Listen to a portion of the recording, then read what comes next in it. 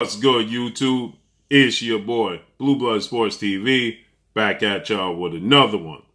So, undefeated unified WBC IBF welterweight world champion superstar boxer who is widely considered by many to be top 3 best pound-for-pound fighters in the world, and Errol "The Truth" Spence Jr., 27 wins, no loss, no draw, 21 big wins by way of knockout.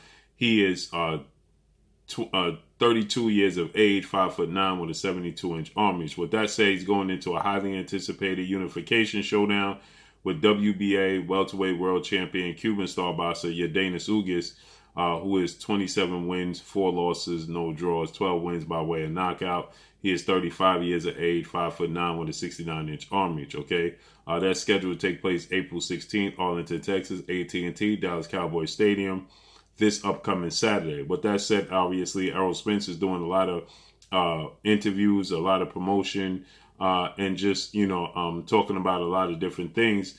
And obviously, the topic always comes up between him and undefeated 3-division world champion, former junior welterweight undisputed world champion, currently the reigning WBO welterweight world champion, who is widely considered by many to be the #1 best pound-for-pound fighter in the world, in Terence Crawford. 38 wins, no losses, no draw, 29 big wins by way of knockout, 34 years of age, 5'8" with a 74-inch arm reach. With that said, Errol Spence was asked about, obviously, Terence Crawford. Will the fight happen?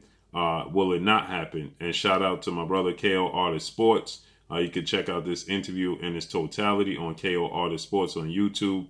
And he asked Errol Spence about, is the fight going to happen, or is it a fight that's never going to happen, like Sugar Ray Leonard and Aaron Pryor never happened. That's a fight many fans was looking for, and it never came to fruition. And Errol Spence, he said, no, that's not the case. It's going to happen. And then my brother KO Artist, he asked Errol Spence about Terence Crawford talking about and discussing going up to junior middleweight, 154, and challenging his fellow stablemate and a close friend of his, and 2-time junior middleweight world champion, who currently is the unified junior middleweight world champion, superstar boxer, Jermell Only Charlo. Now, Jermell Charlo, he's too is heading into a massive undisputed showdown, a rematch himself, okay?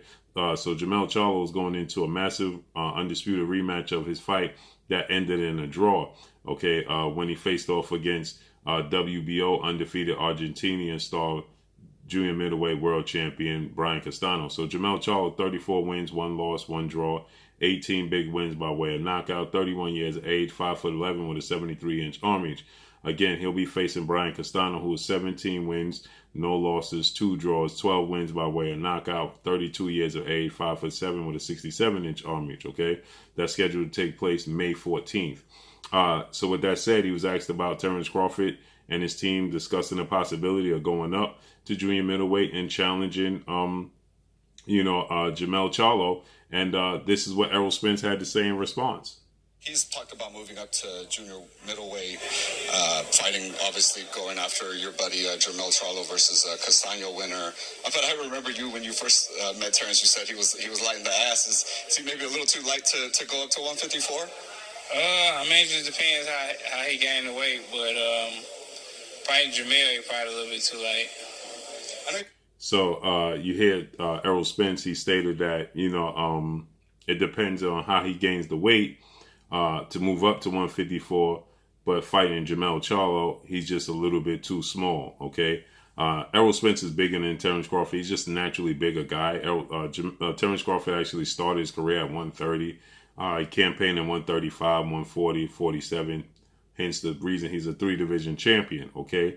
And he has a wiry frame at 5'8" with a 74-inch arm reach, very wiry frame. Okay, and he's knocked out now his last 9 opponents, and he's bulking up. He's getting bigger as time goes on.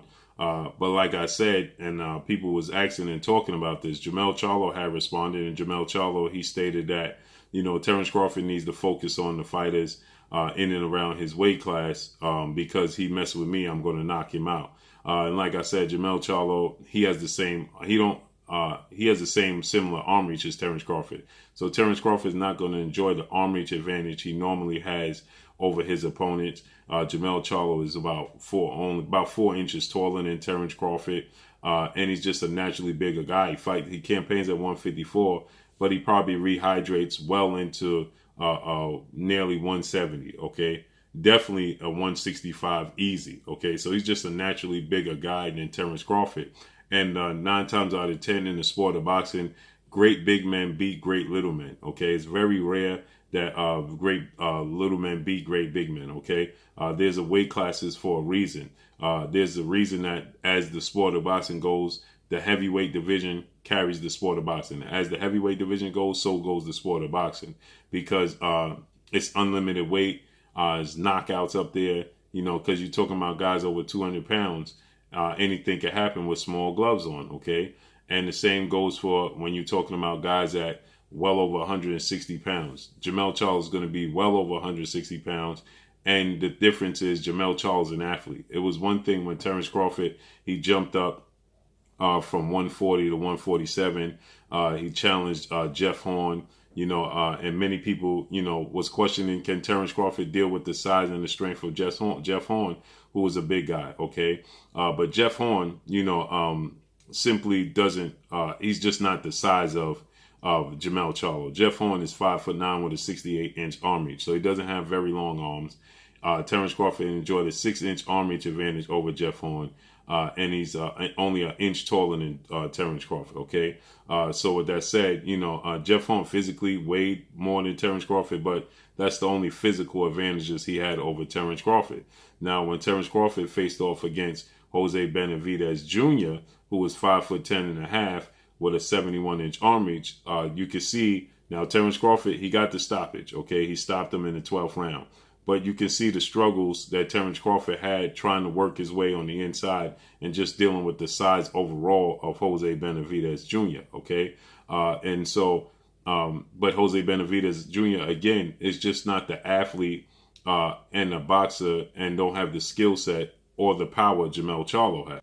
And so if he struggled with the range and the distance and the size of Jose Benavidez, who also had an injury in his leg, so he wasn't very mobile as well. Jermell Charlo is very mobile, he's very versatile, he's very big, he's very athletic, he's technically sound, and he has a lot of power. So, and he's bigger than Jose Benavidez. He's about 2 inches taller than Jose Benavidez Jr., and Jermell Charlo has a 3-inch arm reach advantage over Jose Benavidez Jr. Now, Terence Crawford, again, he struggled with the distance, the range of getting inside on Jose Benavidez Jr.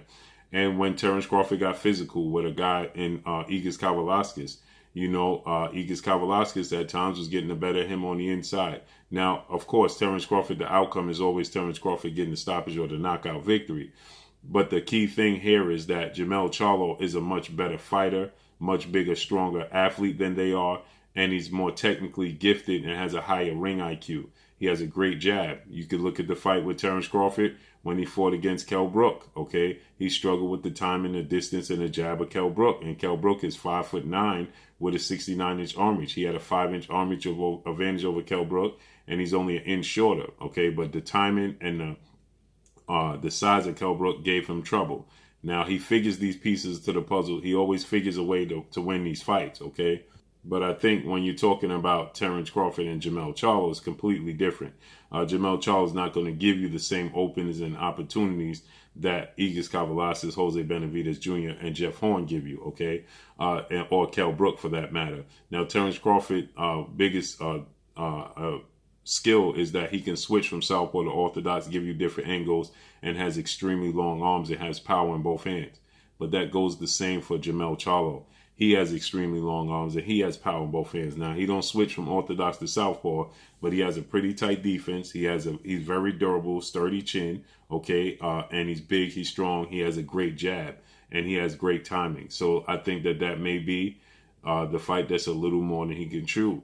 You look at Jermell Charlo next to Errol Spence, is a clear size difference. And Errol Spence is bigger and stronger than Terence Crawford. And you look at Jermell Charlo next to Errol Spence, you can clearly see that Jermell Charlo is bigger than Errol Spence Jr., okay? So I'm not saying that this is not a winnable fight for Terence Crawford, that he can't beat Jermell Charlo, because he definitely has the skill set and the talent, and he does have power to be able to offset Jermell Charlo. But 9 times out of 10, great big men beat great little men.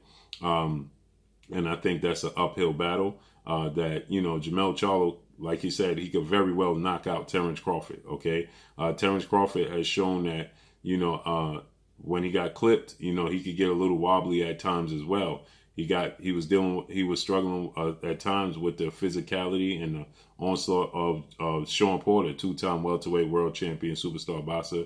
And Sean Porter's not a big puncher at all, but any stretch of the imagination. Okay, Sean Porter's just not a big puncher. He's never known to be a big puncher. He's known for his physicality, his activeness.